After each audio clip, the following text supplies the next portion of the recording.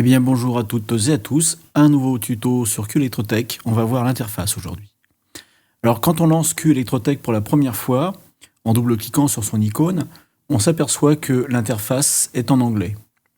Alors pour remédier à cela, on va aller dans Settings, Configurer Q-Electrotech, Langage, et on va choisir le français dans la liste déroulante.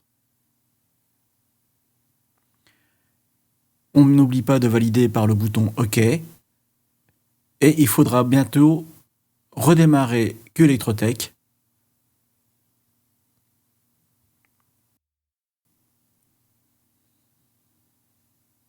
Maintenant, l'interface est en français. Créons notre premier document. Alors on verra en détail plus tard comment créer un document correctement. Ici, nous avons maintenant une partie centrale qui s'affiche. Affichons maintenant la barre de recherche en appuyant sur CTRL plus F. On voit ici en dessous qu'on peut développer grâce à cette icône sur la gauche de façon à accéder à des fonctions avancées. Voyons un peu plus en détail l'interface de notre Q-Electrotech. Nous avons tout en haut une barre de menu qui permet de faire les opérations courantes dans un menu avec fichiers, etc. Ici dans son affichage en anglais. Nous aurons par suite l'occasion à maintes fois d'explorer ce menu en détail. Et ici, pour ne pas alourdir la vidéo, je vais en rester là. Q-Electrotech propose aussi une barre de boutons qui nous permet d'accéder à différentes fonctions les plus usuelles dans le menu de Q-Electrotech. Une fonction de navigation sur les différents feuillets de Q-Electrotech est proposée, visible ici dans sa version présentation sous forme d'onglet. L'espace de travail de Q-Electrotech apparaît après avoir créé un nouveau projet. C'est dans celui-ci qu'on va pouvoir déposer les différents éléments qui vont constituer le projet électrique, pneumatique ou hydraulique et bien d'autres.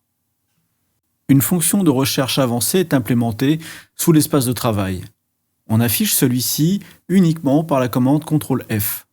On trouvera dans ce module projet les différentes cartouches qui sont disponibles en tant que modèle proposés par Q-Electrotech, les cartouches utilisateurs qu'on aura pris soin de modifier nous-mêmes et de créer.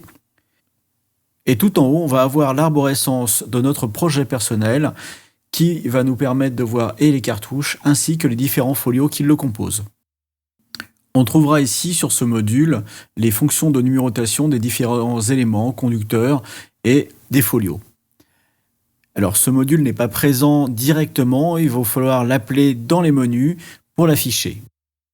Le menu de collection d'objets dans Q-Electrotech se présente ici. On a la possibilité d'avoir trois types de collections. Les collections Q-Electrotech implémentées directement, les collections utilisateurs, celles que nous aurons modifiées, et bien sûr, les collections utilisées dans le projet. C'est dans ce module qu'on va pouvoir récupérer les différents éléments constituant notre dessin technique. Il ne me reste plus maintenant qu'à vous souhaiter à toutes et à tous une bonne continuation. N'hésitez pas à vous inscrire, c'est gratuit, la chaîne, abonnez-vous. Mettez un petit pouce bleu, ça fait plaisir. Lâchez un commentaire, c'est toujours sympa. Et bien sûr, n'hésitez pas à explorer les autres vidéos de ma chaîne. Allez, bye bye!